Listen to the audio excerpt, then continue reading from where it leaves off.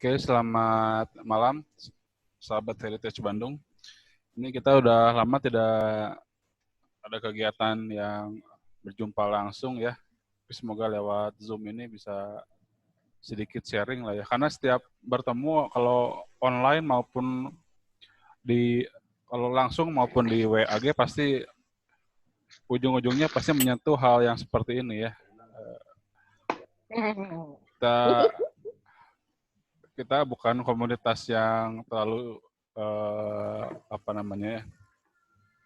saklek heritage itu ngebahas arsitekturnya atau sejarahnya, tapi juga ada sisi lainnya yaitu keangkeran ya.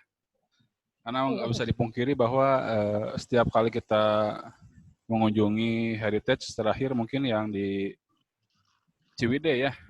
Ciwidey juga karena mungkin di kita ada yang bisa merasakan. Ciwidey lagi, Pangalengan. Pangalengan ya, oke.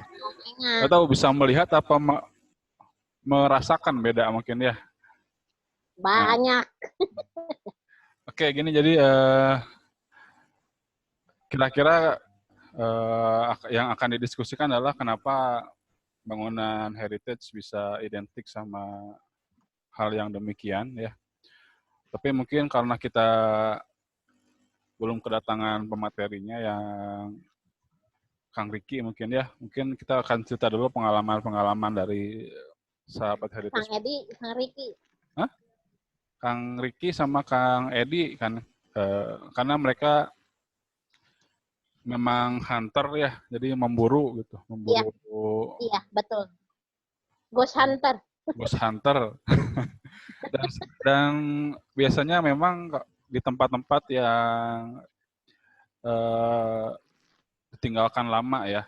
Kalau heritage yang rame biasanya nggak terlalu kesan angkernya nggak terlalu kental. Tapi kalau heritage yang bukan hanya heritage, karena kemarin Kang Edi juga cerita mengenai di Kampung Gajah ya. Kampung Gajah kan sebenarnya bukan heritage, cuma dia tempatnya ada lama terbengkalai seperti itu. Nah, mungkin Teh Reta bisa cerita dulu sedikit.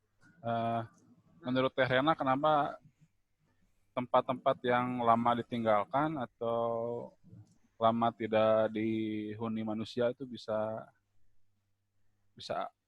semakin angker gitu? Gini ya, setahu saya, yang namanya bangunan kosong itu selalu menarik. Ya maksudnya bukan menarik orang sebiasanya, tapi ya makhluk dalam tanda kutip. Kalau bangunan kosong selalu seperti itu, setahu saya. Apakah memang ini mereka lebih suka tempat yang jauh dari manusia atau gimana Teh? Enggak, biasanya mereka berbaur malah. Oh, jadi nggak selalu cari tempat sepi gitu ya? Enggak, berbaur. Mungkin ya kalau kita yang nggak bisa ngerasa atau ini sih, yang cueknya, yang lempeng-lempeng aja, nah ya dia ngerasa ya biasa aja. Tapi kalau yang ini sih, nah ini ada, di sini ada, di sini ada gitu loh. Dari pertama masuk aja, kalau misalnya kita dari pintu aja udah kerasa, oh ini nih, di sini gitu loh. Ya pengalaman saya yang waktu pertama kali itu yang kita mau ke apa sih, ke Pandu itu loh Kang Rizky. Nah itu yang yang makam di tembok itu. Oh ya. Apa sih itu? Oh itu yang seberangnya itu yang punya pabrik susu ya? Oh ya, Ursone. Nah Urson. Nah itu kan yang saya lihat itu yang di makam yang di tembok itu, saya kan seperti ada tarikan gitu loh, saya harus ke sana. Pas saya tengok kan ada kaki selonjor. Ya. Tapi memang belum tentu bahwa yang di sana itu penghuninya orang Belanda mungkin ya. Dia bisa aja. Iya. Bisa, orang kita ada banyak. Nah, selain di Pandu, mungkin ada pengalaman lain teh yang berhubungan sama heritage. Mungkin di Di mana ya? di Lawang Sewu atau di Jogja, di Oh, mana? kalau iya, kalau yang jelas sih di Lawang Sewu. Saya ke sana itu jam 7 malam.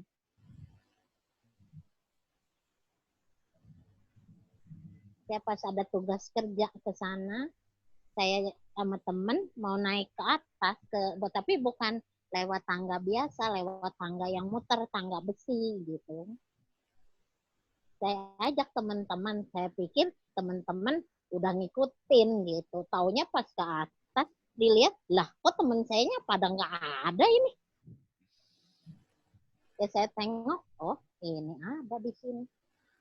Saya ya cuma saya nggak ngomong aja sama teman, cuma saya langsung aja, ya halo ya Robi, kata saya, ini belum apa-apa, kata baru begini, saya bilang belum nyusurin, saya belum ke bawahnya, tapi ya itulah teman-teman pada nggak mau ngantar saya gitu loh. Ya itu terus yang yang yang di Museum Geologi, terus di Museum Pos dan Giro.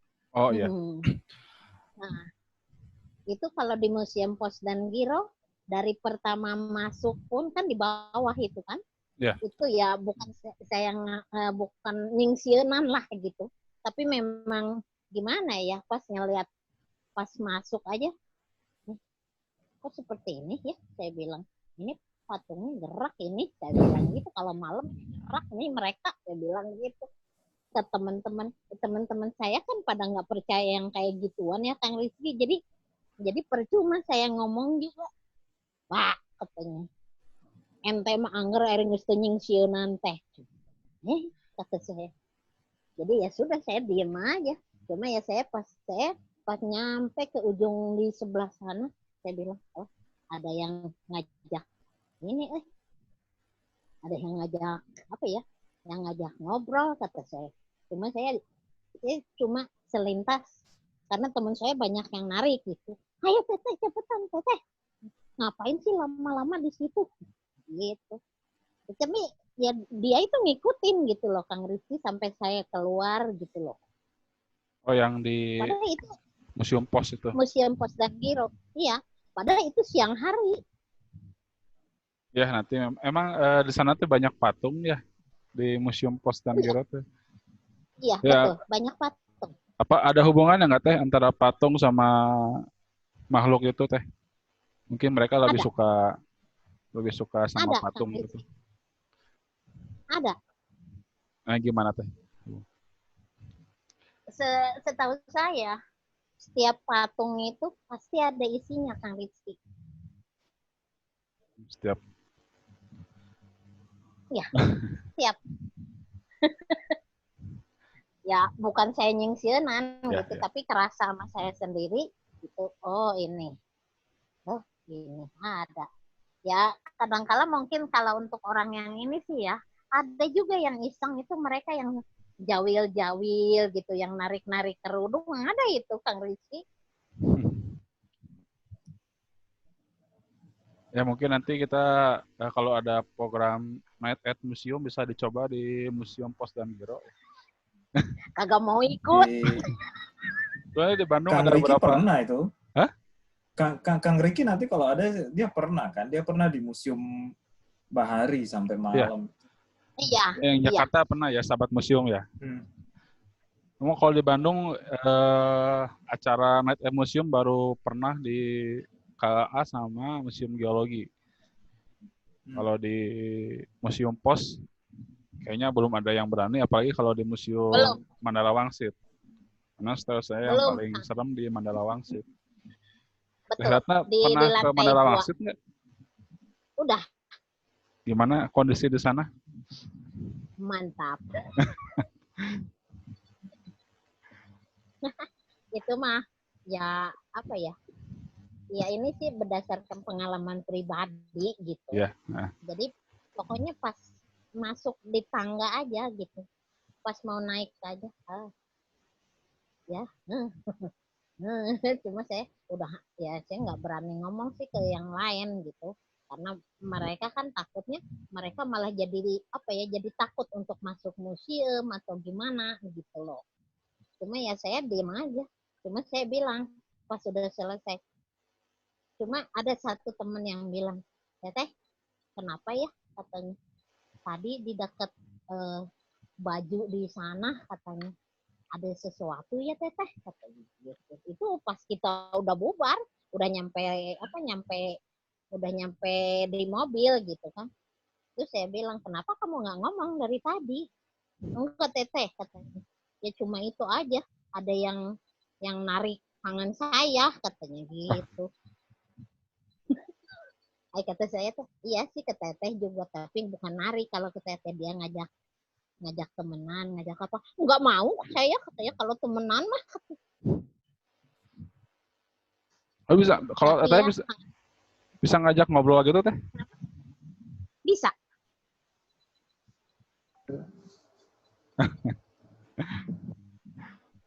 Ya kalau misalnya yang menunggu museum gitu, sebenarnya mereka biasanya ngajak ngobrol apa atau minta sesuatu nggak gitu Teh? Ini enggak, pengalaman kalau aja di ya. Museum. Tapi kalau di museum sih enggak. Enggak, kalau di museum.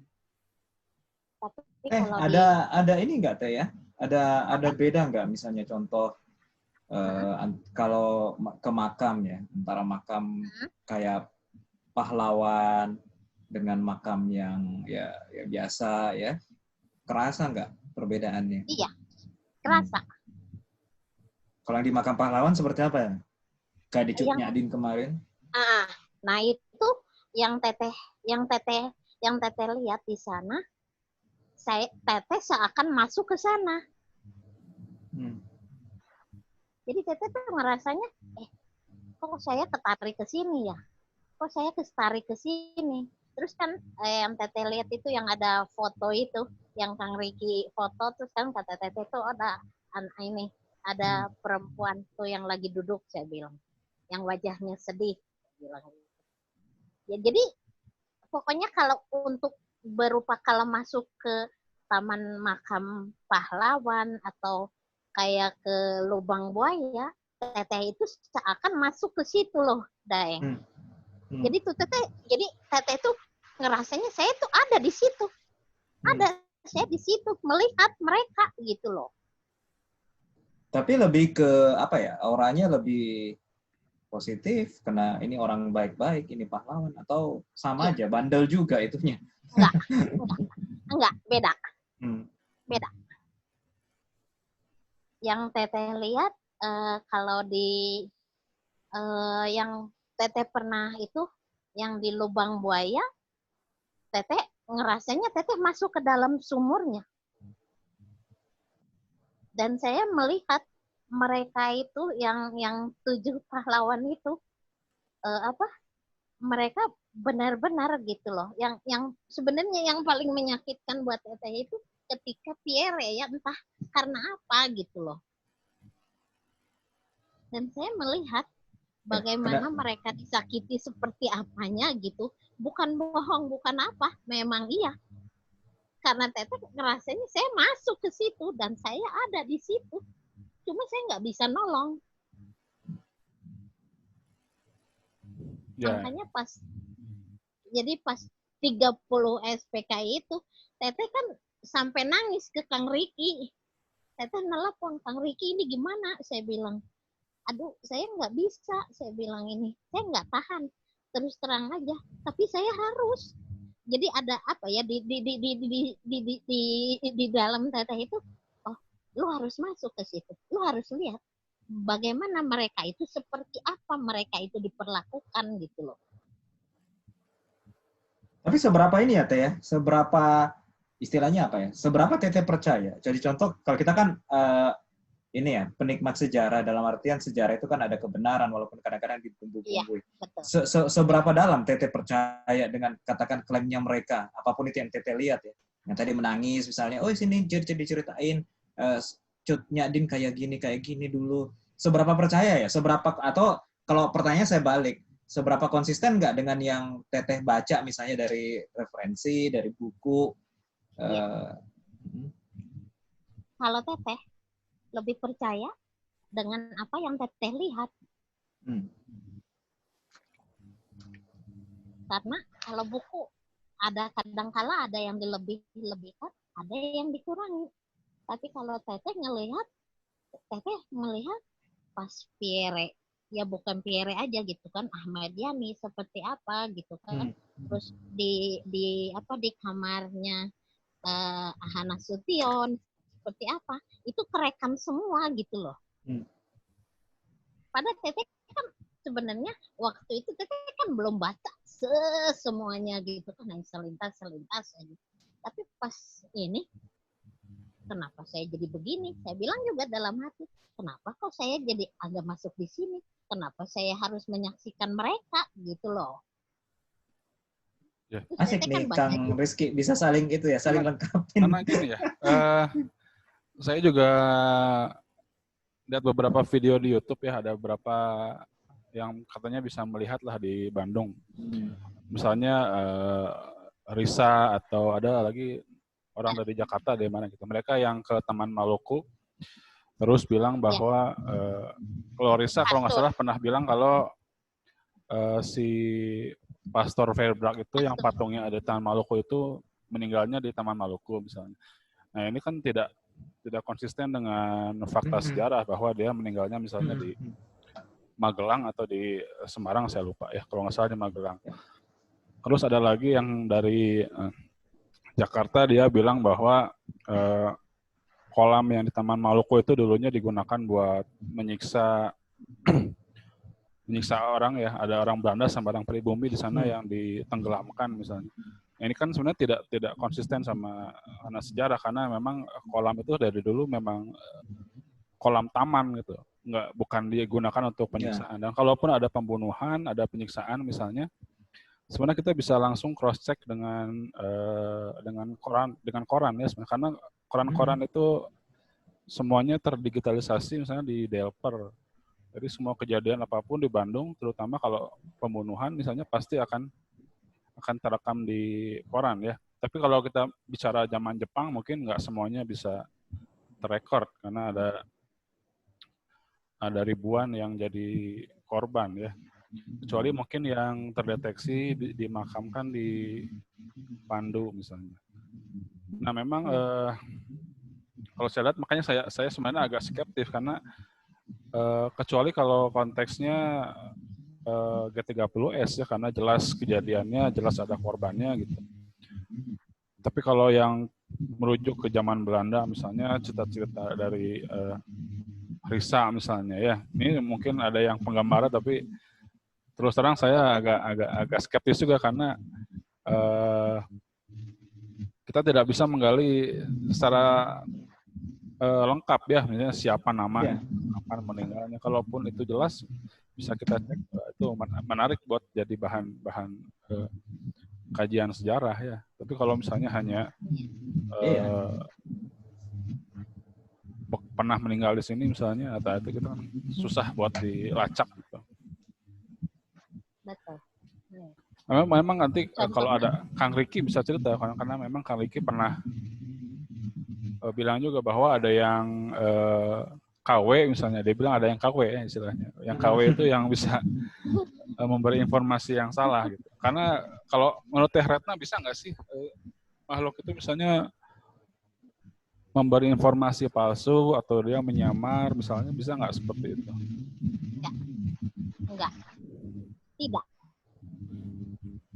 Tidak. Oh. Mereka itu berbicara apa adanya. Mau mereka itu mati dibunuh, atau mereka mati normal, atau apapun, mereka tidak akan memutarbalikkan fakta. Mereka berbicara seperti itu. Kita bicara di sini bukan arwah kan ya, tapi mungkin ya. Iya. Bukan apa-apa ya. Seperti yang di depan rumah Kentang itu, yang kemarin yang fotonya dikirimin sama Kang Edi apa Kang Riki itu loh, yang bangunan yang lama itu, ingat nggak? Oh iya.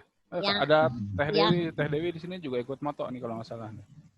Iya, gitu. Nah, itu yang ada jendela itu. Ada yang jendela, ada jendela di atas itu. Nah, itu yang saya lihat, seorang perempuan Belanda menunggu kekasihnya, tentara Belanda yang sedang bertugas ke luar Jawa. Mereka berjanji untuk bertemu di Yarbeh. Ya, memang dekat Yarbers itu ya. Iya, di Yarbeh. Tapi si perempuan itu dibunuh.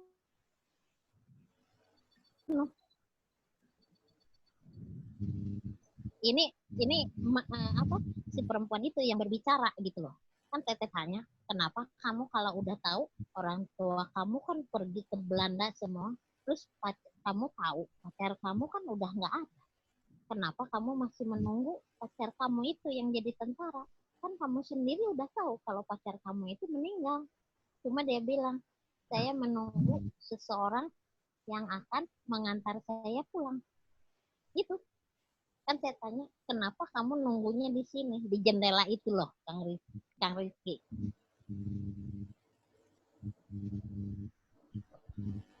Dewi mungkin bisa cerita gimana hasil kunjungan ke sana?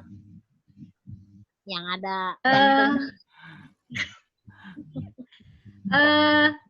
kedengeran ya suara saya? Kedengeran jelas. Nah, waktu saya datang ke sana itu yang jaga tuh ibu-ibu pemulung itu, dia juga sama cerita kayak Teretna. Jadi waktu itu dia cerita jadi dia itu kalau mulung itu malam. Dia cerita pas pulang dari mulung sekitar jam 2 malam gitu, pas lagi beberes di depan jendela itu, yaitu dia ngelihat Noni Belanda katanya. Noni Belanda cantik di jendela lagi melihat ke arah luar. Dia cuma cerita itu aja sih. Kalau di bawahnya, di ruangan bawah jendela itu yang seremnya kayak semacam genderuwo atau apa gitu. Ya, itu betul. Sih yang diceritain. Kalau yang itu, yang bunuh diri itu gimana? Yang gantung diri itu? Kalau yang gantung diri itu, si ibu itu juga bilangnya ketahuannya itu setelah ketahuannya lama. Jadi si antara apa ya, kepala sama badan teh udah jatuh ke bawah gitu loh. Cuma sampai sebatas itu sih, karena si ibunya sendiri ketika nemenin saya ke atas itu nggak bilang-bilang kalau di atas tuh ada bunuh diri. Pas saya udah di deket tali itu, kayak kaget masih ada talinya ya? Masih ada. Jadi si ibu itu cerita talinya tuh masih ngegantung gitu kan. Akhirnya sama dia disangkutin ke atas gitu. Masih ada di sana. Ya, nanti kapan-kapan kita kunjungan ke sana. Kalau yang ini ya Kang Rizky, yang Noni Belanda itu, ibunya orang kita, bapaknya orang Belanda. Indo berarti ya? Indo. Ya. Cantik nih An. Cuma ini ada ini ya, ada jokes aja ya. Kenapa hantu itu kebanyakan perempuan ya? Kalau Teteh Helena biasanya kebanyakan perempuan mungkin ya. Katanya sih kenapa hantu itu kebanyakan perempuan daripada laki-laki karena perempuan itu susah move on katanya. Bener? Kalau laki-laki kan mati udah itu beres masalahnya gitu. Tapi kalau perempuan masih ada PR yang harus diselesaikan. Ini mah jokes aja sih. Cuman benar nggak sih bahwa kenapa kita dengar cerita tuh misalnya di SMP, SMA 5 misalnya ada Nancy. Ya. Di rumah tadi ada perempuan. Nah itu nggak cuma rumah itu gitu. Ada banyak heritage yang identik sama Noni. Nggak cuma rumah itu. Itu kenapa kira-kira menurut Teh Ratna kenapa kebanyakan ceritanya noni gitu, nggak om gitu. Om misalnya om Belanda atau opa misalnya. Laki-laki gitu kan ya. Banyaknya. Tapi kan yang laki-laki juga ada itu yang katanya Ada. yang naik kuda itu yang kepalanya nggak Oh ada. iya, Itu iya. Ada. gimana ya? Yang Itu di Jakarta juga ada kan yang pastur itu ada juga. Kalau saya sih lihatnya yang kalau kita bilang atau percaya bahwa yang jadi hantu itu yang urusannya nggak selesai ya karena perempuan yang nggak selesai urusannya. Itu tadi Teretna bilang kan, pacarnya udah pergi masih ditunggu ngapain sampai mati juga ya nggak selesai tuh urusan. Kalau yang pastor kan kepalanya mah nggak ada dicari kan. Yang naik kuda juga gitu kepalanya nggak ada dicari. Mati aja.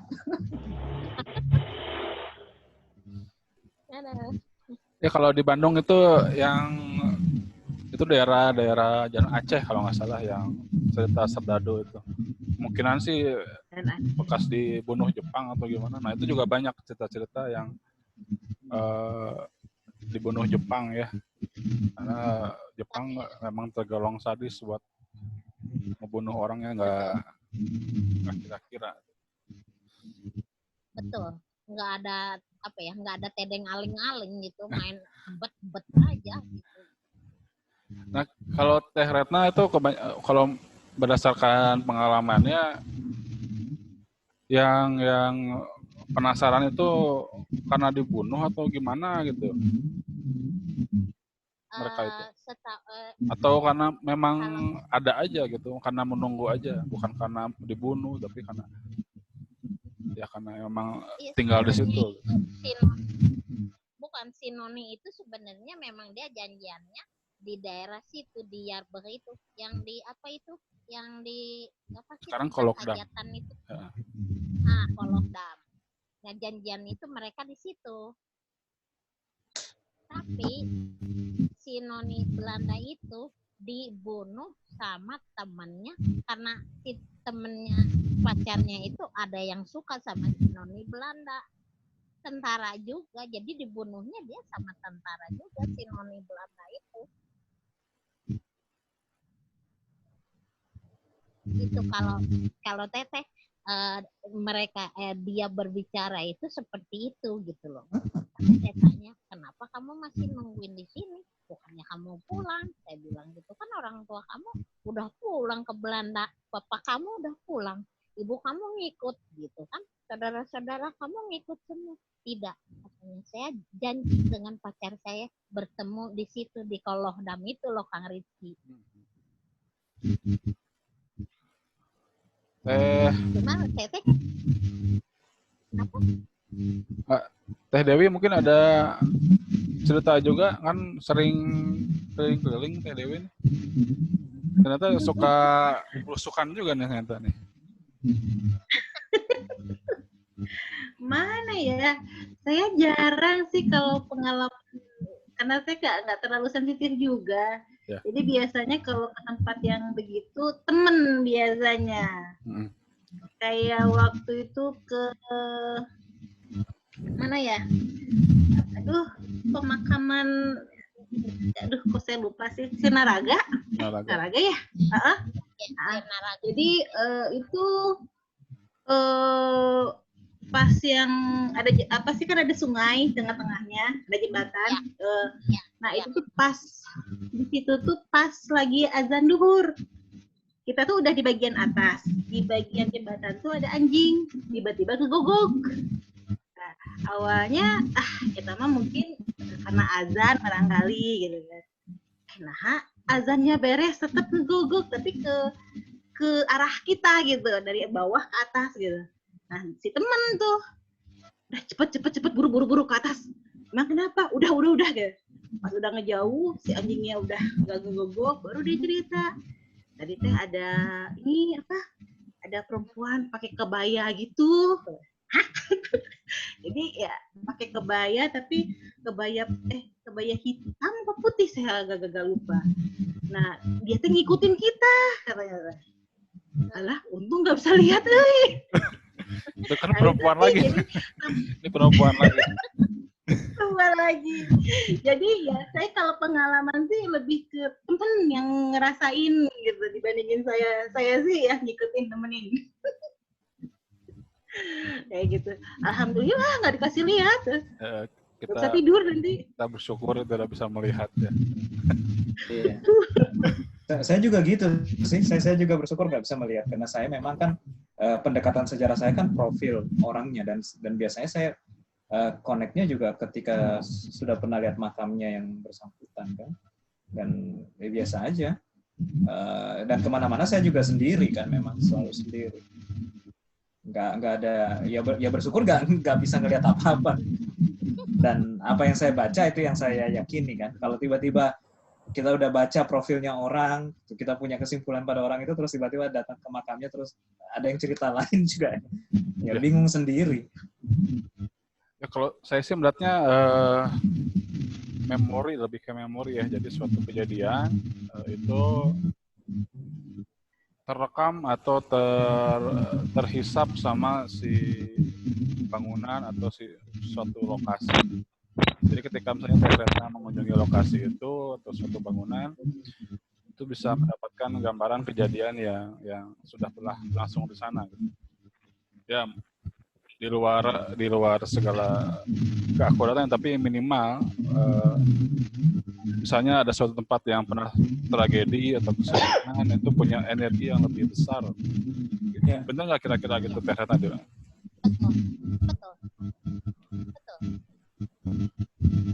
Apa ya?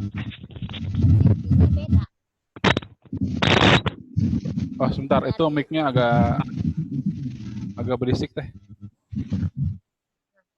Udah kan? Nah, kayak ini nih. Nah. Bisa lebih dekat lagi. Nah, kalau Teteh ngelihat. Bisa lebih jelas Teh? Suaranya kurang jelas. Kurang jelas. Udah jelas belum? Nah, udah jelas. Nah, ini udah ada Kang Riki nih. Nah, sambil nunggu Kang Riki, mungkin Teh Retna bisa cerita kenapa tempat-tempat yang pernah terjadi suatu kejadian tragedi atau misalnya pembunuhan atau apapun itu punya energi yang lebih besar. Kalau menurut Teteh, mereka itu ingin dibuka loh Kang Rizky.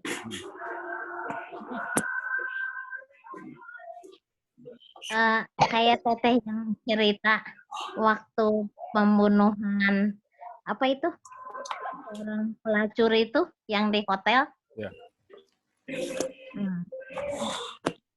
Nah itu kan dia itu sebenarnya ingin dibukakan gitu loh. Sebenarnya dia itu ingin minta tolong gitu. Tolong dong, bukain dong. Jelasin dong, seperti ini loh kejadiannya. Gitu loh Kang Rizky. Maksudnya dibuka itu diceritakan gitu ya, kejadian yang di sana. Ya. Iya. Oke. Ini ada Kang Riki, Kang Riki apakah sudah tersambung? Ini video, soalnya udah nyala tapi videonya belum ya. Masuk nggak suaranya? Oh, suaranya masuk. Masuk ya? Masuk, siap. Oke. Kang Riki bisa pakai video apa gini aja? Nah, ini pakai laptop gini aja. Oh gitu aja. Oke. Iya. Oke, tadi kita udah cerita lumayan sama Teh Retna nih. Tapi nyambung ke Kang Riki ya, kira-kira Kang Riki saya pengen nanya kenapa bangunan heritage ya itu identik sama keangkeran ya? Apakah tadi karena di sana pernah terjadi banyak peristiwa gitu, terutama peristiwa-peristiwa yang sifatnya menyedihkan ya sehingga dia terekam di bangunan itu, atau penghuninya tetap bertahan di sana dan ingin membuka ceritanya ke orang lain, gimana kira-kira?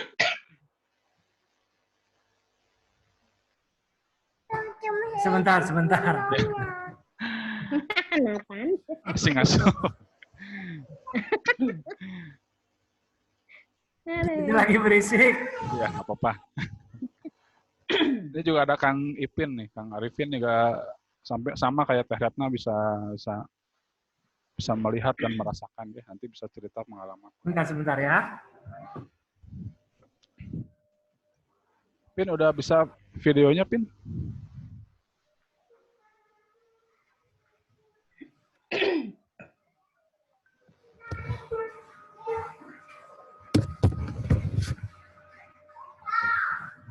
Nah, sip. Gelap kah malam semuanya? Ya. Malam. Baru gabung nih Ipin nih. Ini udah lama pengen gabung. Ya, halo. Sampai. Oke, sambil nunggu Kang Riki mungkin ya. Pin mungkin bisa cerita beberapa pengalaman mengunjungi Heritage dan ketemu penghuninya, Pin.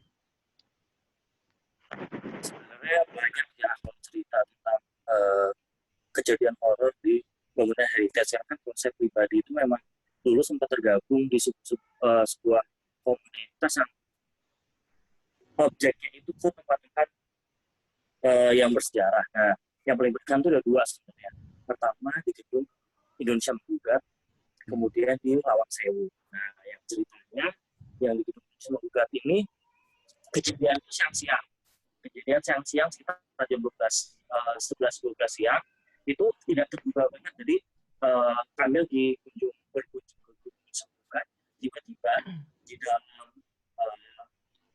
mic-nya mungkin lebih dekat lagi, Pin. Mic-nya kurang jelas. Nah. Jelas? Nah, gitu jelas nih. Nah, jadi kejadian itu siang, jam 11 sampai jam 12. Nah, itu apa ya, nggak terduga banget sih. Maksudnya siang-siang nggak kepikiran gitu bakal ada perampakan.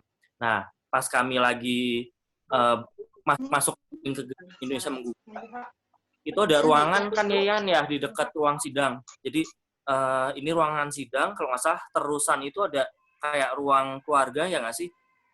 Iya, betul. Nah, tiba-tiba di situ saya tuh ngeliat sepasang kaki doang. Kaki sepasang, itu berdiri awal tuh berdiri madep ke saya gitu. Awal tuh berdiri madep ke saya, kaki doang itu penampakan dari telapak kaki sampai lutut sedikit ke atas. Itu tuh bener-bener yang warna itu yang pucat tapi dekil kotor gitu, terus diikat kakinya. Begitu ngeliat saya, kakinya itu lari. Di mana? Merinding sih. Di Sistem Gugat. Apa ya, di Gedung Sistem Gugat? Di game ya? Di Gedung Sistem Gugat. Ukurannya seperti apa, Pin? Kaki biasa atau apa lebih besar atau gimana? Ukuran tuh kaki biasa, cuma aku sih yakin tuh kaki perempuan karena nggak ada rambutnya, jadi mulus. Nah, itu perempuan lagi. Ini nanti ada cerita lanjutannya ini. Udah gitu, dikejar kan, aku kejar ternyata, wah bener nih ruangan buntu gitu, nggak ada akses orang untuk lari lagi. Wah udah agak-agak panik kan situ kan. Ini kenapa gitu, tiba-tiba kok ada kaki perempuan gitu, kakinya diikat. Kebetulan salah satu teman itu juga lebih gila sih sebenarnya. Bukan gila ini, dia tuh lebih edan gitu untuk bisa berkomunikasi dengan hantu gitu. Terus aku tanya kan ke dia, barusan ngeliat nggak sih ada kaki gitu. Terus dia cerita, yang aku lihat tuh nggak kaki tapi full sebadan-badan. Itu perempuan pakai baju itu seadanya, kakinya diikat. Dan kalau dia menerawang di masa lalu apa yang terjadi, katanya dulu ada perempuan pribumi itu ketika zaman Jepang itu dia disiksa di Gedung Indonesia Menggugat. Nggak tahu benar, nggak tahu iya ya. Ya kan juga jin ya gitu. Jadi yang ingin disampaikan sih sebenarnya sama penampakan satu itu adalah aku tuh ada gitu di Gedung Indonesia Menggugat. Dan itu kalau kata teman yang tadi bisa komunikasi, bentuknya tuh benar utuh, terus perawakan itu agak kecil badannya, mukanya tuh ya muka wanita pribumi sih. Terus cerita kedua yang horor itu cerita di Gedung Sate juga ada sih. Di atas. Di tangga. Di tangganya. Iya, di tangga. Ya. Iya, di tangga. Ada noni Belanda, tante-tante gitu, itu galaknya amit-amit. Kok bisa tahu galak tuh gimana? Jadi galaknya itu jadi gini, kebetulan tuh aku kan energinya negatif ya, kalau kata orang-orang, kenapa negatif? Karena suka banyak ditempelin. Nah, ketika aku masuk ke area kekuasaan dia, sementara aku masih bawa teman-teman tanda kutip di belakang, yang energinya itu mungkin nggak cocok sama si noni Belandanya, dia itu kan berontak gitu. Karena pengaruh yang nempel-nempel di belakang, kan, kayak gitu. Itu ada sih noni Belanda yang galak banget, tante-tante di tangga. Nah, cerita selanjutnya yang nggak kalah serem, ini di Lawang Sewu. Waktu itu sekitar tahun 2011. 2011, kami udah jalan-jalan kantor ceritanya. Jalan-jalan kantor ke Semarang, karena ada salah satu rekan kerja nikah. Nah, kan nggak afdol ya, kalau nggak ke Semarang, kalau nggak ke Lawang Sewu, gitu. Katanya, sebelum kondangan itu, sehari sebelum kondangan, udah kami tuh jalan-jalan, muter-muter Semarang. Nah, di Semarang, yang namanya Lawang Sewu itu kan menggoda banget ya untuk dimasuki gitu. Posnya di pinggir jalan, udah gitu kalau malam itu terang banget, terus bangunannya memang cantik gitu kan. Nah, itu kejadiannya jam 3:30 asar. Nah, biasa kan kalau hantu itu aktifnya itu kalau nggak menjelang dari siang ke asar, kalau nggak itu jam 2-3 malam kan gitu. Nah, itu kita nggak ada yang lihat, cuma ke foto. Lawang Sewu itu kan bentuknya koridor panjang, banyak pintu-pintunya, dan siang pun agak gelap itu di beberapa spot, jadi nggak semua spot itu terang. Nah, itu ada satu lorong, itu sebenarnya tuh kosong gitu, tapi pas kita foto, itu kelihatan ada penampakan anak kecil lagi lari bawa selongsong senapan. Ini saya merinding, jadi dia tuh lari, kelihatan banget lari ke arah kami gitu. Terus yang aneh adalah meskipun itu siluet warna hitam kan kalau siluet, tapi di siluet itu kelihatan ada warna merah. Warna merah itu bukan warna darah, cuma energi. Karena dia mungkin menyimpan energi dendam atau kemarahan, akhirnya tuh mengakumulasi energi-energi yang warna itu merah, sehingga ketika tertangkap kamera, itu tuh terpencar gitu, terpendar gitu warna auranya. Gitu. Oke, sama kayak kenapa sih bangunan tadi juga ternyata angker di ya. tuh. Kenapa sih bangunan bersejarah itu bisa angker gitu? Sebenarnya sih alam itu merekam ya apa yang telah pernah terjadi gitu di suatu lokasi. Dan kalau misalnya di situ ada cerita berdarah, traumatik dan lain, otomatis itu tuh akan tersimpan di bangunan tersebut itu. Dan energi yang negatif itu sebenarnya dipakai ulang, dimanfaatkan oleh yang tidak terlihat itu untuk apa ya? Satu, mengganggu manusia. Yang kedua tuh untuk menunjukkan bahwa dulu tuh pernah ada kejadian berdarah atau kejadian tragedi di lokasi tersebut. Nah, tapi bisa juga kadang kita lihat itu bukan hantu, tapi lebih ke residual energy. Jadi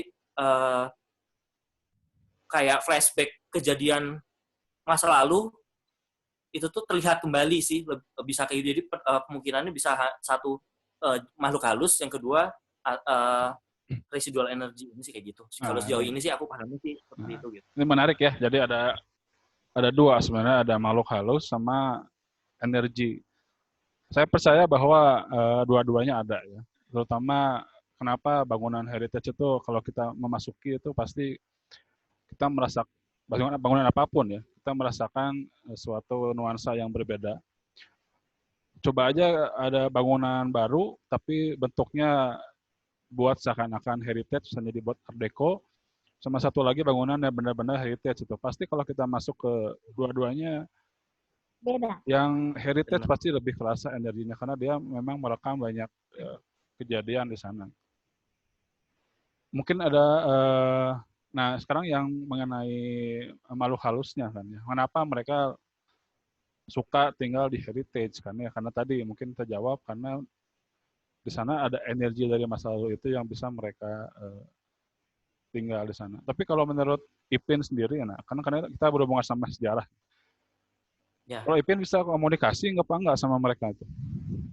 Kalau aku tuh nggak bisa komunikasi, cuma biasanya mereka tuh datang di saat-saat badanku tuh lengah gitu loh. Kayak misalnya jam 2, jam 3 subuh yang lagi tidur tiba-tiba datengin. Rata-rata dia aku nggak bisa komunikasi, cuma dia datengin terus ngasih kayak flashback gitu. Nah, sekarang pertanyaannya adalah apa kalau mereka cerita sejarah misalnya apakah itu akurat apa enggak? Nah, kalau aku tuh nggak pernah percaya sih sebenarnya. Jadi gini, aku tuh kayak prinsip ketika dikasih tahu suatu informasi sama jin, itu tuh belum tentu benar. Karena jin itu kan sebenarnya penipu ya. Dia itu bisa dengan mudah menipu manusia untuk percaya ke dia gitu. Nah, biasanya kalau ada cerita gitu sih aku telusuri juga sih, maksudnya dari dokumen-dokumen yang ada, apakah ada sih pernah kejadian kayak gini gitu. Tapi nah itu sih, jadi sejauh ini sih aku nggak begitu percaya. Jadi kalau datang ya udah gitu, maksudnya ya ibaratnya terserah lo dah, lo mau datang gue juga nggak begitu percaya gitu. Apa yang dia ceritain sih kayak gitu. Nah, kalau misalnya di Bandung, kan tadi Ipin juga bilang bahwa ada yang positif sama yang negatif ya. Kira-kira tempat yang paling banyak positifnya atau tempat yang paling banyak negatifnya tuh di mana misalnya? Kalau di Bandung ya, yang banyak positifnya tuh aku suka di daerah SMA 3 sampai SMA 5. Walaupun ada Nancy di sana ya? Iya, jadi sebenarnya tuh mereka itu gimana ini sih cerita yang beredar dan apa yang ada di otak kita gitu. Kalau kita ngebayangin yang serem-serem sih, ya akan keluar itu mengerikan. Cuma kalau kita membayangkan yang maksudnya yang baik-baik sih, positif sih energinya, karena dulu pernah malam-malam ada acara hantu, jurit hantu gitu sih. Nah itu pas kesana ngelihat sih ada Nancy. Tapi ya baik-baik aja sebenarnya sih. Balik lagi ke kita pribadinya sih kan, kalau masuk ke rumah kosong itu kita mikir aneh-aneh atau enggak gitu. Sama ini apa namanya ya, aura yang kita keluarkan, energi yang kita keluarkan. Kalau energi yang kita keluarkan itu nggak cocok sama mereka, ya mereka nggak akan ganggu. Kayak misalnya kenapa aku banyak diganggu sama kuntilanak, noni Belanda gitu, ya karena energiku itu tuh peka sampai ke mereka. Jadi jin yang lain tuh nggak akan nempel gitu. Karena kesamaan energi antara aku dengan mereka gitu. Nah, kalau ditanya baik atau buruknya sih balik lagi sih ke kitanya. Kita mikiran tuh positif negatif lah, aku sih kayak gitu sih. Ya. Ini ada jokes juga ya. Jadi ada orang-orang yang nggak diganggu sama setan itu ada dua. Satu orang yang sangat beriman, kedua orang yang nggak beriman sama sekali. Jadi kalau yang tengah-tengah biasanya diganggu. Nggak tahu bener apa enggak ya. Tapi Teratna setuju nggak sama cerita dari Ipin tadi coba? Kan sama-sama bisa merasakan ya, lebih sensitif lah istilahnya ya. Atau Kang Riki mungkin bisa cerita juga nih. Aktif lagi on nggak? On. Nah, gimana Masuk kan suaranya? mengenai cerita Kang Ipin tadi mengenai energi, mengenai residu dan sebagainya? Kalau menurut saya begini ya, yang namanya residu hunting tuh, itu kan alam punya gelombang elektromagnetik. Nah si tanah tuh ya, dia tuh merekam gelombang elektromagnetik tersebut. Suatu waktu nanti itu si gelombang tadi itu bisa kita lihat, bisa kita rasakan kembali gitu. Saya dulu pernah punya pengalaman ke Pamengpeuk, ikut berburu dulu ya. Nah di sana malam-malam saya ngedenger sama teman-teman ngedenger ya, itu orang lagi nyanyi lagu kemerdekaan banyak. Nah kirain tuh kan lagi ada yang camping tuh tentara-tentara, ternyata besoknya dilihat tuh nggak ada. Nah kalau kata penduduk sekitar itu memang di situ sering denger lagu-lagu itu, tapi nggak pernah ada yang kecelakaan di situ gitu, nggak pernah ada yang kecelakaan, nggak pernah ada yang apa. Mungkin tuh alam merekam jejak masa lalu sehingga pada satu momen tertentu tuh flashback kembali gitu. Kalau menurut saya. Kalau hubungannya dengan heritage, kira-kira kenapa banyak cerita yang berhubungan sama heritage kan? Kalau heritage sih kalau menurut saya ya, itu kan bangunannya kan zaman dulu kan tinggi-tinggi ya. Tinggi-tinggi, terus kan temboknya tebal, dingin gitu ya. Sedangkan mereka tuh kan suka sama energi yang dingin sebenarnya gitu. Jadi kayak tempat-tempat yang unsurnya logam, yang banyak logam, kayak pabrik-pabrik ya, pergudangan, terus bangunan yang tinggi-tinggi yang suhunya dingin lah. Nah, mereka tuh biasanya suka sama yang gitu. Kalau menurut saya. Lembab juga ya. Nah, ini silakan aja kalau yang lain mau bertanya ya. Jadi silakan kalau mau menanggapi, mau menambah ceritanya langsung aja. Mau menanggapi sih. Boleh silakan. menanggapi nih. Jadi itu ya benar itu tadi unsur logam. Kebetulan kan aku tuh kolektor ya artefak-artefak bersejarah. Nah, beberapa di antara kan logam. Nah, itu memang ditempelin sih. Banyak yang nempel. Jadi dulu pernah ke pasar Cikapundung itu buat beli artefak bentuknya kunci.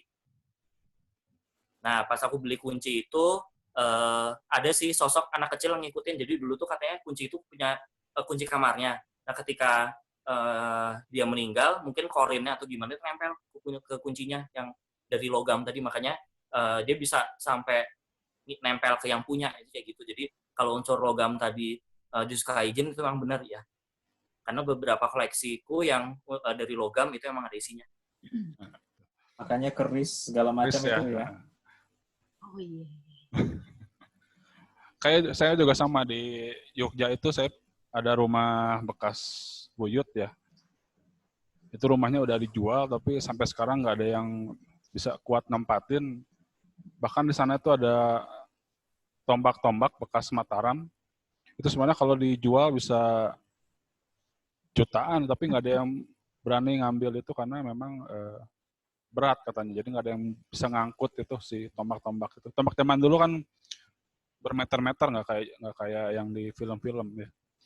Itu sampai sekarang nggak ada yang nempatin dan si artefaknya nggak ada yang berani ngambil juga. Ya, ini silakan yang lain. Kalau ada mau bertanya, mungkin ada pengalaman juga. Kang Agung mungkin, Kang Agung.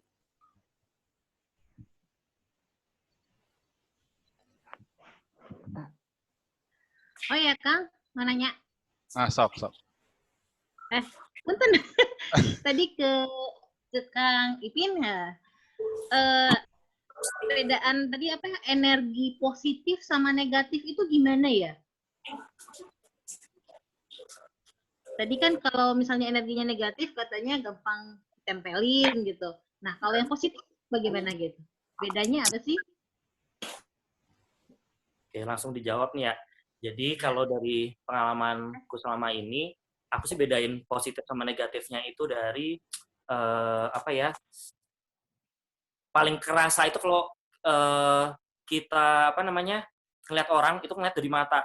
Kalau udah nggak enak aja bawaannya, maksudnya kayak deket-deket dia itu nggak nyaman, terus berat itu rata-rata aku ngerasa itu negatif. Jadi gini, misalnya aku ketemu sama orang yang sensitif juga, yang peka juga.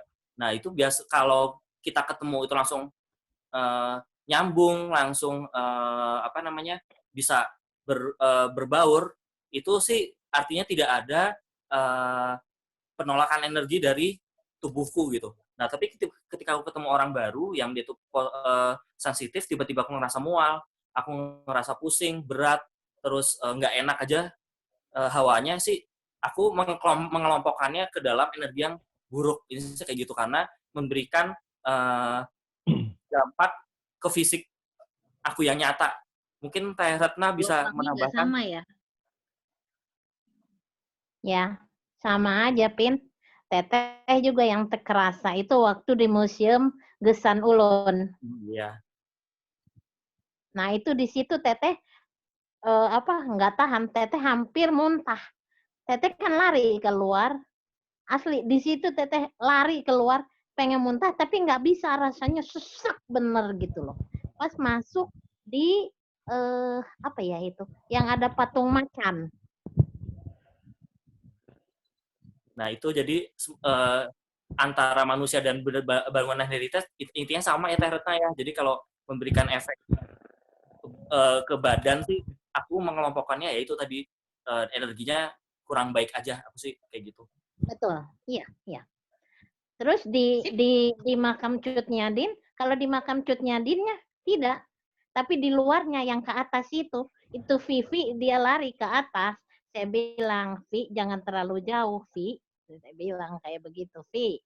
Dia penasaran ke atas. Dia pas pulang saya bilang, lu itu tahu nggak? Ada yang nempel di badan lu? Ya karena Vivi kan nggak ngerasa gitu kan. Cuma Teteh kan ngerasa. Aduh Vi, itu itu nggak bagus saya bilang kayak gitu. Nggak bagus itu Vi. Dibersihin dulu Vi, dibersihin dulu. Ya Teteh bersihin dulu gitu kan. Kata dia, Teteh kok nggak enak ya? Ya udah kata saya, itu memang ada yang ngikut di kamu. Terus Teteh bilang, ya udah Vi, di sini diam dulu ya, Teteh bersihin dulu kamu ya, saya bilang gitu. Terus pas udah gitu, enak Vi, enak Teh katanya. Tadi nggak enak, dia lari ke atas sana.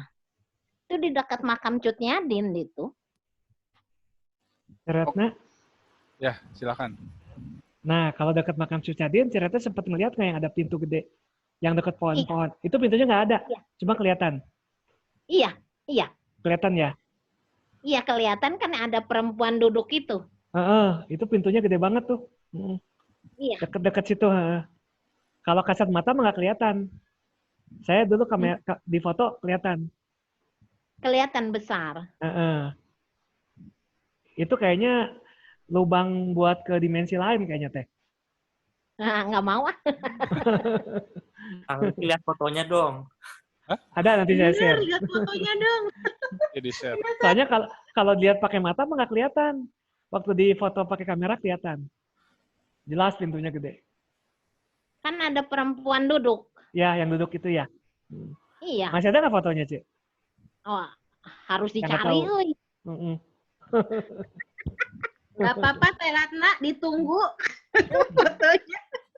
Kang Riki, tadi mungkin nyambung sama yang tadi ya, ada energi positif sama negatif itu maksudnya gimana Kang ya? Dari pengalaman Kang Riki.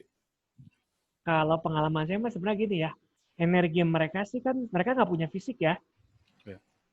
Kalau kita berbenturan dengan mereka pasti badan kita capek.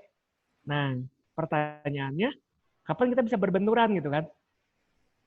Biasanya kalau di tempat-tempat yang kalau saya ciri-cirinya gini ya, kalau masuk satu ruangan tiba-tiba dia sumpek gitu ya kayak banyak sarang laba-laba, padahal nggak ada, hawanya sumpek. Itu biasanya mereka tuh pada ke situ rame-rame. Itu kita capek badannya karena berbenturan dengan mereka. Berbenturan. Itu mah di Museum Kesan Ulun, Kang Riki. Ya, itu mah kerasa itu bisa juga itu residu haunting. Ada Kang Edi nih, mantap nih. Kang Edi nih.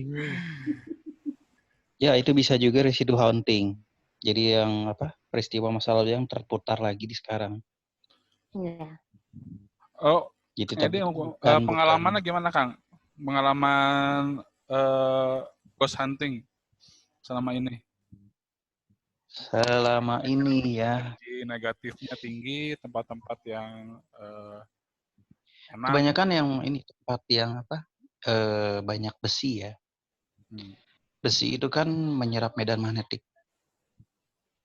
Oh, iya. Jadi tempat yang mengandung magnetiknya kuat itu biasanya sering terjadi yang namanya residu haunting jadi residu haunting itu kan kayak semacam masa lalu yang peristiwa masa lalu yang terekam terputar di dimensi sekarang gitu.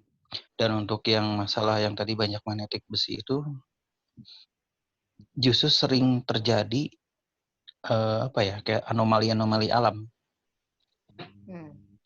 Nah, contohnya itu kayak di pabrik bekas gula di mana ya, Jawa Tengah itu ya, itu banyak besi-besi itu kan banyak kejadian kayak banyak orang kerja, suara ini itu rame itu sebenarnya bisa jadi residu haunting yang terputar lagi, tapi itu bukan ghost.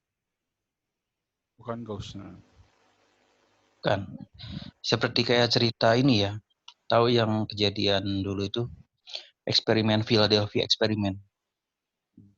Dia tuh percobaan tentang penggunaan elektromagnetik untuk, saya nggak tahu untuk lebih jelasnya, untuk dia nembus dimensi atau ke masa lalu atau apa, tapi yang pasti efeknya itu banyak krunya itu yang kejadiannya ganjil-ganjil, ada yang sampai tembus tembok, sampai pokoknya aneh-aneh lah ya. Nah itu dia sering kejadian di efeknya itu jadi kayak mereka itu kayak apa ya, susunan atom atau apanya mereka jadi kacang. Kadang itu kayak jadi berapa ya? Jadi bermutasi gitu loh. Jadi mutasi dalam arti itu harusnya atom itu kan fisiknya bisa jadi apa? Jadi wujud fisik ya. Tapi kadang ada yang sampai bisa tembus ke tembok atau apa segala macam. Ya itu dahsyatnya elektromagnetik tuh kayak begitu. Terus segitiga bermuda itu elektromagnetiknya kuat. Kenapa sering banyak terjadi juga kelihatan ada kayak kapal atau apa terus ternyata dia lagi nggak ada, itu mungkin ya itu salah satunya. Muter kaset mungkin ya Kang ya, jaringan hitam ya kan gitu, seperti media Ya. diputar lagi mungkin ya. Ya begitu. Jadi kadang-kadang kayak contoh ya kayak waktu itu cuman cerita di sekolah Aloysius. Ya. Itu kan di tempat pelataran olahraga katanya sering ada tentara Jepang baris. Nah itulah, itu sebenarnya kejadian masalah yang terekam, terputar. Nah pemicunya itu juga masih kurang tahu ya kenapa tiba-tiba bisa terputar lagi, itu karena apa triggernya gitu ya kan. Jadi ya itu masih banyak lah salah satu teori-teori di dunia Ghost Hunting juga, banyak yang salah sangka oh itu mah hantu atau apa ya, padahal sih sebenarnya bukan juga ya. Terus kalau selama pengalaman Ghost Hunting apa ya, sebenarnya kita menggunakan beberapa peralatan itu kayak di tempat-tempat rumah tua atau apa yang banyak kosong gitu ya. Kita pakai thermal itu juga untung-untungan ya, kadang thermal ketangkep kadang enggak. Tapi yang sering ketangkep itu yang perubahan elektromagnetik, yang kita pakai detektor elektromagnetik kayak K2 ya, yang dari Kang Erik tuh, Ricky. Itu kadang kalau ada anomali dia bergerak cepat. Contoh baru waktu itu kan pernah sama Kang Hanso ya, waktu yang di Gua Jepang saat yang mediumisasi itu bergerak naik gitu. Indikatornya lampunya full bar langsung. Kayak gitu. Ya. Jadi menarik ya. Jadi ada kita semakin mengarah ke obrolan jadi bahwa ada media yang bisa menyerap energi seperti itu ya. Nah, cuman ini selain besi ya, pohon misalnya ya, karena orang sering bilang pohon beringin itu jadi kerajaan makhluk halus misalnya. Dan pohon beringin itu identik sama bangunan heritage ya, karena bangunan heritage seperti Semak Dago misalnya. Ada bangunan, ada beringinnya dan katanya itu nggak bisa ditebang misalnya. Kira-kira ada pengalaman soal pohon nggak ya di sini? Ipin atau Pohon. Kang Riki, silakan. Aku ada ya. Gimana? Jadi tahun 2012 aku ekspedisi ke Alas Purwo. Nah, ekspedisi di Alas Purwo itu kita tuh makan waktu hampir seminggu lebih di dalam hutan. Dan itu kita nggak ke peradaban manusia gitu. Nah, aku kan kerja sebagai botanis, jadi ketika sampling ya mau nggak mau kan harus moto tumbuhan yang kita sampling kan gitu, karena nanti akan berguna untuk keperluan identifikasi tumbuhan. Nah, tiba-tiba ada pas kita ngambil foto habitat, tiba-tiba tuh ya ada pohon yang sebenarnya itu nggak ada di dunia nyata, tapi ketangkep di dalam foto. Kayak apa dia bentuknya? Bentuk tuh pohon, Kang. Jadi beneran pohon. Jadi sebenarnya kalau kita lihat di alam nyata, itu tuh pohonnya itu maksudnya ya nggak serimbun itu gitu. Tapi giliran dibandingin sama foto, itu jumlahnya lebih banyak. Itu ada di definisi di ini nggak? Di ilmu biologi pohon-pohonan gitu, tanaman ada itu. Dari apa gitu nama latinnya gitu. Ya, maksudnya gimana? Kan ada pohon yang katanya jarang gitu ya. Jenisnya tahu nggak Kang sendiri tentang itu, termasuknya dalam dunia botanikal? Apa ya, jadi genus apa? Nah, bayang-bayang. Jadi yang kita tangkap itu, yang foto-foto yang ketangkep di mana kamera itu rata-rata tuh dari genus ficus atau beringin. Beringin ya. Mungkin ini ya kalau misalnya pohon beringin, Ya contohnya mungkin karena dia setiap benda kan pasti punya kandungan tersendiri ya, mungkin magnetiknya atau apanya mungkin ya balik lagi. Kayak contoh daun kelor, kenapa dia katanya manusia yang kesurupan. Mungkin beringin juga malah dia menarik mungkin. Karena kalau secara botani ya, beringin itu sebenarnya dia membentuk mikroiklim yang lebih lembab dan basah. Nah itu. Jadi jadi akhirnya tuh banyak mikrohabitat yang seperti itu akhirnya dimanfaatkan untuk mereka-mereka yang terlihat itu bisa jadi habitat, bisa jadi tempat untuk tempat untuk berdagang, komunikasi dan lain. Karena kan sebenarnya pada dasarnya di dunia mereka kan juga ada kehidupan seperti kita. Nah biasanya jenis pohon yang banyak aktivitas goibnya itu ficus beringin. Ya itu mungkin karena dia lembab. Contohnya beberapa pabrik-pabrik tua kan mengandung yang tempat-tempat dingin. Besi kan dingin ya, mungkin kalau udah lama nggak ditinggalin ya. Ya itu kan dingin, lembab, elektromagnetiknya tinggi. Itulah habitat mereka. Berarti lebih ke faktor dinginnya ya. Jadi kalaupun besi lebih ke faktor besi membawa dingin ya. Dingin dan lembabnya. Sebenarnya kelembabannya teh, bukan dinginnya, kelembabannya teh. Kelembabannya ya. Oh, oke. Retna mungkin ada pengalaman tentang pohon, melihat sesuatu. Teh Retna dah. Ayo teh, cerita teh. Bentar, saya mau menambahkan Kang Rizky. Mangga. Kalau di ilmu pasti ya, di fisika itu kita mengenal yang namanya 4 dimensi ya. X, Y, Z dengan waktu. Sebenarnya kalau ahli-ahli fisika itu sekarang menemukan sampai ke 7 dimensi. Saya tidak tahu ke 3 dimensinya itu apa gitu kan parameter. Dulu dosen saya waktu saya kuliah, itu ada dosen mengatakan bahwa betul tadi menyatakan tentang masalah elektromagnetik ya. Terutama ini masalah radiasi yang namanya benda hitam. Benda hitam itu bukan berarti benda yang warnanya hitam saja, tapi benda yang ibaratnya memancarkan energi elektromagnetik itu ya. Nah, katanya kalau di ilmu pasti itu antara setiap makhluk itu punya energi elektromagnetik masing-masing gitu. Manusia itu bisa berubah energi elektromagnetiknya itu tergantung emosional dengan kondisinya. Nah, makhluk halus pun seperti itu.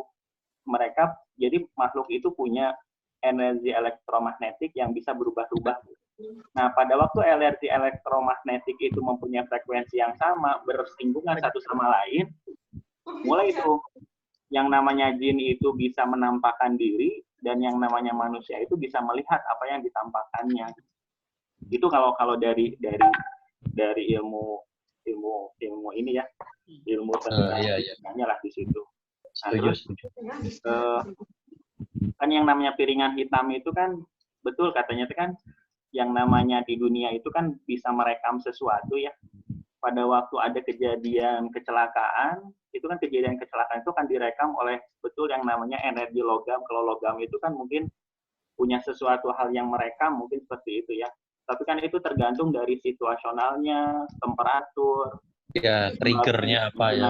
Betul. Nah, pada waktu misalkan temperatur dengan mungkin ya, kelembaban dengan kondisinya itu memungkinkan sesuatunya itu sama dengan kondisi yang kejadian itu akan muncul. Kalau dari ini ya, dari yang dilihat dari ilmu pastinya mungkin ya, itu logisnya ke sana. Tapi kan yang namanya dunia itu kan tidak hanya ilmu pasti, yang itu kan banyak hal-hal yang menjadi rahasia. Mungkin itu yang menjadi menarik kita bicarakan kan itu ya. Dan itu kalau misalkan ilmu pasti itu kalau kita bicarakan itu sampai ke nilai titik mungkin tidak akan menjadi menarik, mungkin kan kita akan ngobrol sampai sekian saja gitu kan, mungkin gitu ya. Nah, tapi berharap mungkin nanti diinisiasi oleh Kang Rizky dengan teman-teman yang lain. Saya penasaran ke teman-teman yang sudah hunting ke tempat-tempat yang seperti itu. Yang pertama adalah ini yang menjadi tujuannya apa gitu ya, mungkin akan nggak tahu ini konteksnya sesuai nggak Kang Rizky kalau nanya itu ya. Jadi kan sekarang di konten-konten YouTube kan sekarang dahsyat tuh. Aduh, gitu. tapi ini kan yang di YouTube, saya sendiri waktu ke Jakarta ya, ke tempat mana Hotel Genggong eks pembunuhan. Itu banyak anak-anak YouTube syuting. Ada acara take, cut, dan itu semua buatan semua. Gak real. Ya, banyak yang palsu di YouTube. Itu mah cuma ngejar rating. Itu sampai cut. Ada yang jadi kunti-kuntian, jadi pocong-pocongan gitu kan. Aduh. Tuh, YouTube itu palsu kabeh. Kacau itu. Itu merusak nama baik makhluk halus sebenarnya. Bohong tuh dia. Tapi ini kan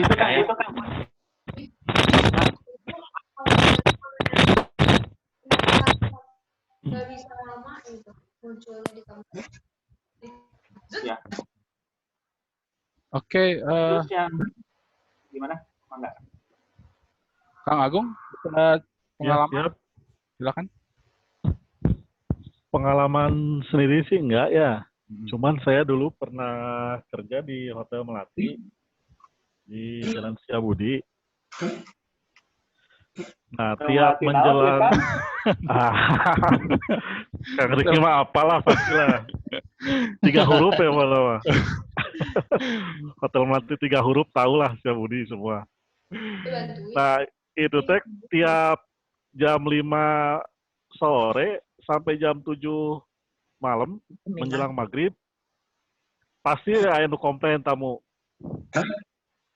Ada yang teriak keluar, ada yang pulang, ada yang mau dicekek katanya dari kamar. Cuman jadi tamunya lagi sholat maghrib, ada yang keluar dari kamar mandi katanya teh. Nyekek dia lagi ngaji dicekek. Tamunya keluar. Bisa jadi tempat hunting deh. Iya. Padahal tamunya dari Brimob, Kapten. Dia mau ada upacara besoknya di Lembang. Boleh nih, Kang. Kita Cuman investigasi. Yang anehnya keluarnya tuh menjelang maghrib, kalau udah malam ke tengah malam ke subuh mah aman. Kenapa gitu teh ya? Ya, gerbangnya. Pokoknya cuma menjelang maghrib aja. Nah, silakan yang lebih tahu. Gimana tuh? Yang lebih tahu gimana nih? Pak, dulu pernah bahkan ada pegawainya ngalamun dia jalan dari parkiran ke front office, ngalamun kayak nabrak sesuatu. Besoknya tangannya bengkak. Pas di ronsen ada retak sedikit. Segitunya ya. Coba yang tahu atau mau langsung hunting juga boleh. Itu masih ada hotelnya kan? Masih jalan, Hotel Melati. 3 huruf pokoknya. Itu kudu meni mondok lah kali. Ayo kita kalau ada yang mau mondok, saya antar lah. Itu biasanya memang identiknya sama ini ya, maghrib itu kan gerbang mereka kan kebuka ya. Iya. Saat itu mereka muncul. Mungkin itu. Cuman apa ya? Habis subuh juga tuh nutup biasanya. Kadang kan suasana beda ya. Pokoknya kalau malam sampai subuh sampai pagi mah aman lah. Cuma kalau maghrib ada tamu pulang aja karyawan nggak akan dibersihin dulu kamar-kamar. Gitu. Dibiarin aja sampai jam 7, setengah 8 baru dibersihin. Nggak ada yang berani. Kadang-kadang buka kamar kosong ada yang lempar dari dalam padahal kamarnya kosong. Boleh tuh kita coba. Enggak, yang di sini sekarang siap-siap aja nanti setelah PSBB kita ke sana. PSBB kita nginep. Sewa 4 kamar, mencar-mencar bangunannya tapi biar ngerasain. Kayaknya nggak terlalu mahal loh Hotel Melati ya. Benar. Kan pernah. Itu Kang Rizky jalan taman itu dekat rumah kumaha Kang Rizky atau rumah tuh? Iya. Kalau dulu dulu memang ini dulu jalannya depan ini 2 arah ya jadi sepi ya. Kalau zaman tahun 80-an, 90-an memang banyak kejadian ya. Bapak saya sering nemu lah yang bukan residu ya tapi makhluk halus mungkin ya. Apa kunti. Daerah mana itu deh? Ini Sumur Bandung, Dago. Kalau di Taman Sari lebih banyak kejadian lagi. Tapi itu yang seberangnya ini ya sejajarannya Bonbin. Yang jalan lurusnya. Nah, itu banyak banget tuh kejadian tuh. Banyak kejadian. Mungkin karena sepi atau gimana mungkin ya. Historinya sekitaran sana kan lumayan dulu. Nah, ya memang di sana kan, apa, Kang? Ya. Kalau terakhir sih yang ini tahun berapa ya? Tahun 2000-an mungkin. 5 tahun yang lalu lah. Teman saya tuh pulang dari sini malam-malam naik taksi. Tiba-tiba di depan taksinya ada orang ngalangin gitu atau gimana. Si supir taksinya nggak maju-maju aja. Ternyata dia ngeliat sesuatu. Gitu doang. Tapi udah menghilang aja seorang. Jam berapa ya? Jam 12. Sampai Babakan Silewangi itu daerah sana itu. Mulai dari Bonbin sampai Silewangi. Ya, si Uci itu. Makan Siliwangi. Babakan Silewangi, mohon. Yang lu pernah ada acara apa tuh? Di situ yang ininya, uji nyalinya di situ. Ya, tamannya. Sekarang juga masih ini. Kan sekarang tuh ada Forest Walk ya. Ya. Nah, itu biasanya cobain ke sana. Tante saya kan tiap hari ke sana tuh, pagi-pagi. Cuman beberapa bulan yang lalu tuh sejak PSBB atau sejak karantina lah, orang-orang pada nggak kesana lagi. Pas ditanya kenapa, suka dengar orang nangis sana di tengah-tengah itu. Jadi nggak ada yang full sampai ujung. Pagi-pagi. Waduh. Pagi-pagi. Ya mungkin cobain ke sana ya. 5:30. Ada yang pernah ke sana? Yang arah ke Sabuganya gitu. Oh iya, ada yang pernah ke sana. Orang-orang nggak jarang sampai ujung. Ya, ada yang ke sana malam-malam pacaran, di ujung tiba-tiba ada cewek. Bubar tuh. Mantan itu mah, Kang. Kan parowek gitu atuh ujung-ujung. Kalau nggak salah di sana tuh ada bekas restoran di sana tuh. Iya betul, bekas restoran. Ya. Yang udah diratain tapi kebakar. Dulu pernah uji nyali di situ kan. Bekas restoran itu. Sampai tahun 2000-an kalau nggak salah. Terus kalau Sumur Bandung cuma Kang. Sumur Bandung mungkin Kang Arifin. Sumur Bandung tuh. Bandung ada perempuannya namanya Kang Rizky. Ya? Di rumah Kang Rizky ada perempuannya. Oh, dulu juga Teh Rena ketemu tuh. Nemu apa di situ? Di dekat ruang tamu kan. Nah, itu sama tuh. Teh Rena juga bilang gitu tuh. Kang Riki juga sama nemunya di situ. Di gamelan. Karena gamelan juga kalau kata saya karena logam ya. Jadi mungkin juga nempelnya di logam gamelan itu. Kejadiannya kayak sama yang di gamelan yang di Gesang Ulun tuh. Sama kejadian sama Teh Grace ya. Jadi tiba-tiba ada yang posting foto Teh Grace lagi di gamelan, padahal dia sama sekali nggak megang HP gitu. Saya nggak tahu apakah hantunya udah bisa posting di Facebook gitu, udah canggih. Gitu. Tapi fotonya tiba-tiba muncul. Gitu.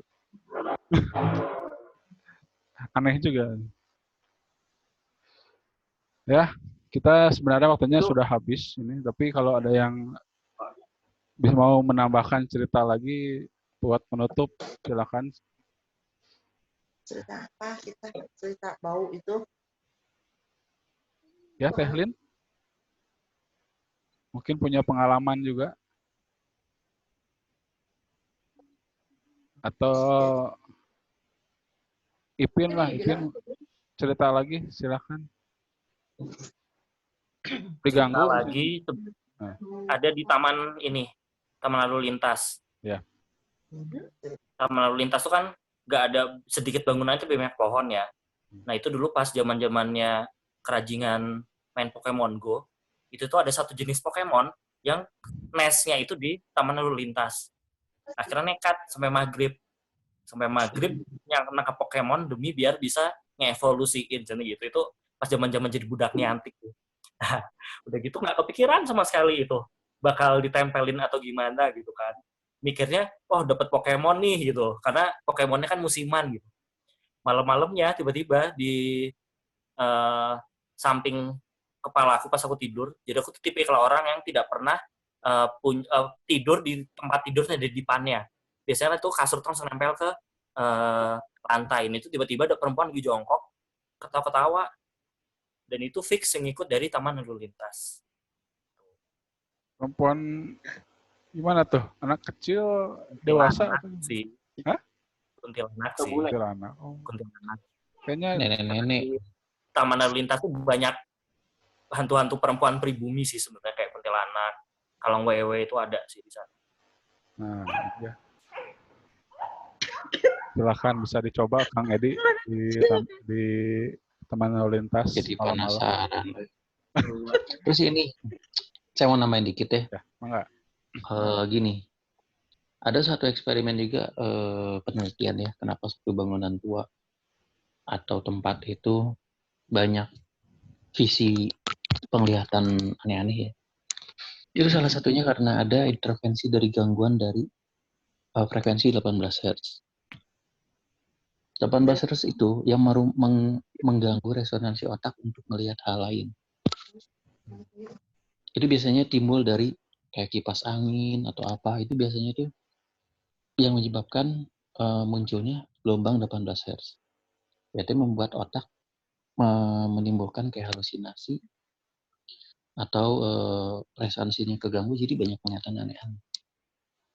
Nah mungkin atau dia itu dari mana banyak bangunan tua itu dilihat itu ternyata ada gelombang 18 Hz-nya itu. Nah makanya sempat saya juga lagi mau nyari juga generator gelombang 18 Hz, coba kita perkuat pakai speaker atau apa, kita coba letakin ke tempat, di situ kita uji nyali. Mungkin bisa ya. membuka. Nah itu getarannya itu coba cari ada ya di browsing di internet, di Google coba efek 18 Hz untuk ghost vision. Itu kan bisa aja memang halusinasi dari otak bawah sadar muncul, atau bisa juga karena itu memang hantu asli. Nah, sekarang kita ngomongin sedikit ya tambahan mengenai tadi kan Ipin bilang ada hantu pribumi ya. Hantu pribumi itu kuntilanak, genderuwo. Kalau hantu non pribuminya seperti apa ini? Hantu lokal. Ya Belanda begini. Noni. Belanda. Ya. Mic-nya masih mati itu, mic-nya. Mic-nya Ipin masih mati. Oh, mic-ku masih mati ya. Gimana? Ya, kalau Ipin kan kebanyakan ketemunya sama yang pribumi ya. Kalau sama yang Belanda gitu gimana, Pin? Jadi sebenarnya di dunia jin itu ada komunitasnya.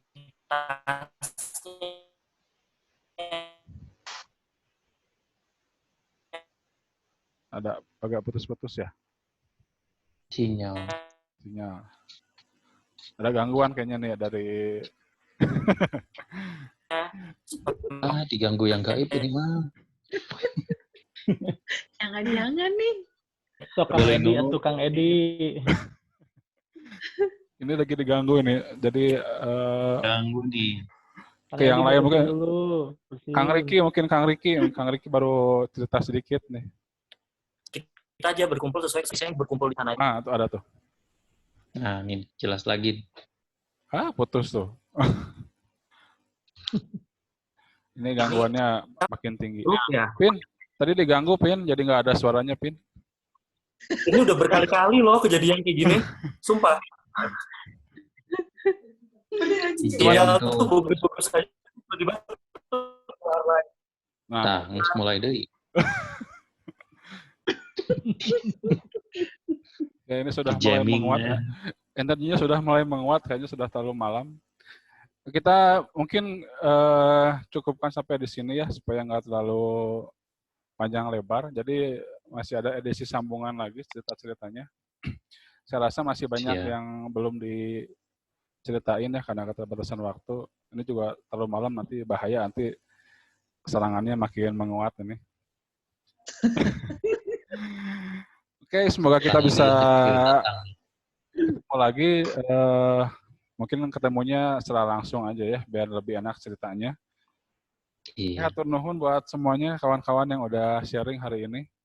Ini kalau boleh izin, saya akan share juga si rekamannya ya, buat membranding si SHB ya.